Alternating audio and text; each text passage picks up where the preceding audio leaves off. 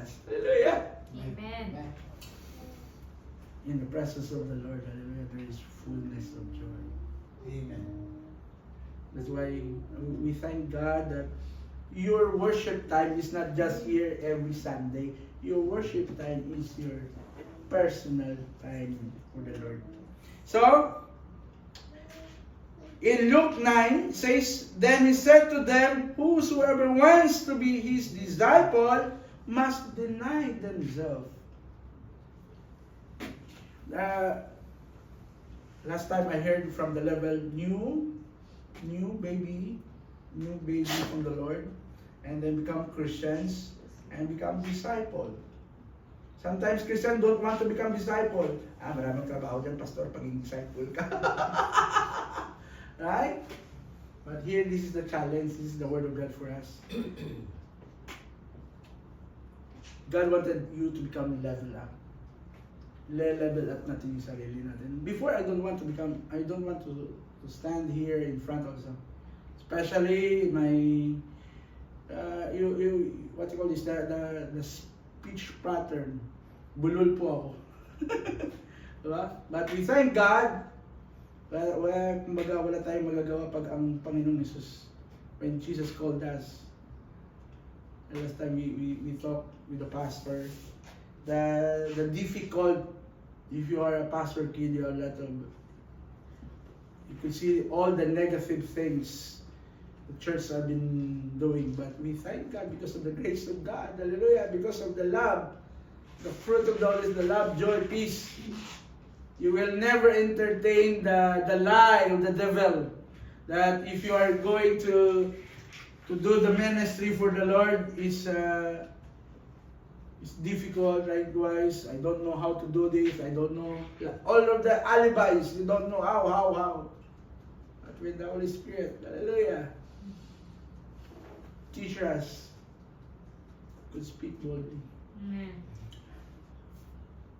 So, crucifying the flesh is not one-time act. It's continual commitment to choose the Spirit over ourselves. Always continue. Have you already, remember last time I said, you graph your growth from the Lord? Maybe sometimes we are here, or sometimes we are down, or sometimes up.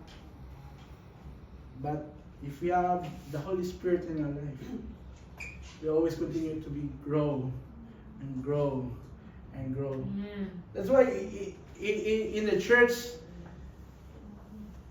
the Word of God says, go and make disciples.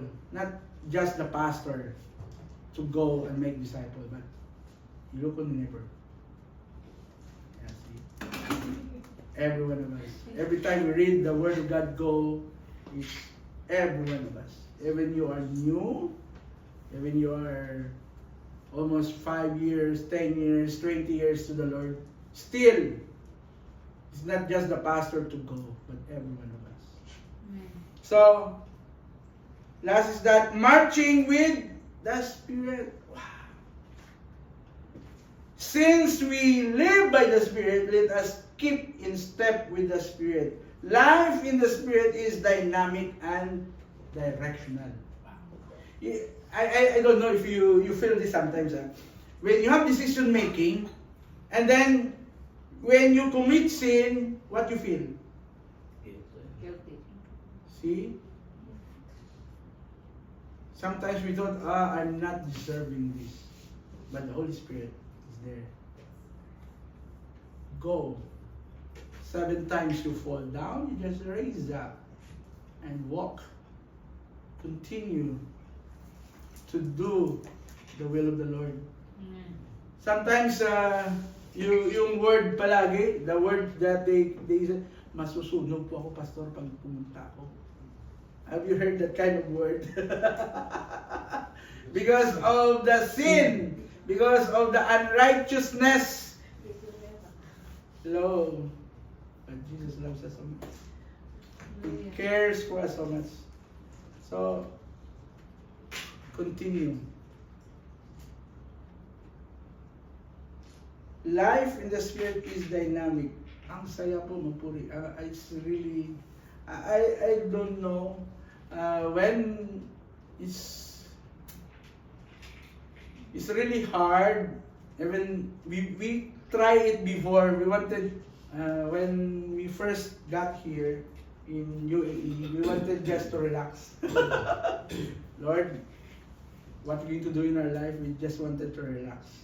We just wanted to become like you, sitting there, and then worshiping. There are a lot of best worshippers.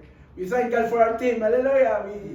Praise God. Amen. The presence of God is there. The presence of God is there. We wanted only to sit at the back. No obligation, no everything. But sometimes God will not let you sleep at the night. There are difficult times that the joy of serving the Lord is different from sitting and from, you could see these new souls. It's a different joy in our life. See the joy that likewise yesterday when I see this couple, wow, where some would say I'm in the middle of the entertainment, but it's a different kind that they are talking to each other, delivering the word of God. It's another story. So as long as we enjoy the alignment with God leading, hindi yung autopilot, but it's God who leads us.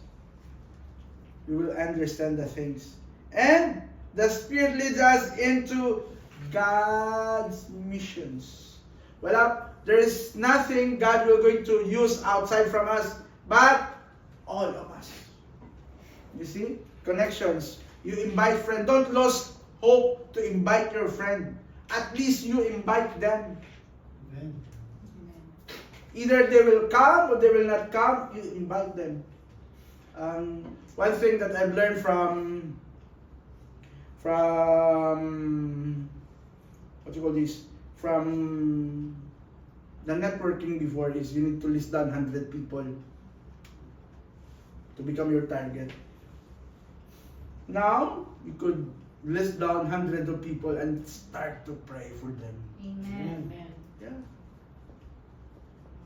Because one day, hallelujah, there are a lot of people. Last time we said in a meeting, you have 7 Emirates to be targeted and 21 cities to be settled down. A lot of works. But Pastor Amao said that the challenge for every church is to have 4 churches within 10 years. Nothing is impossible without that. Amen. So, the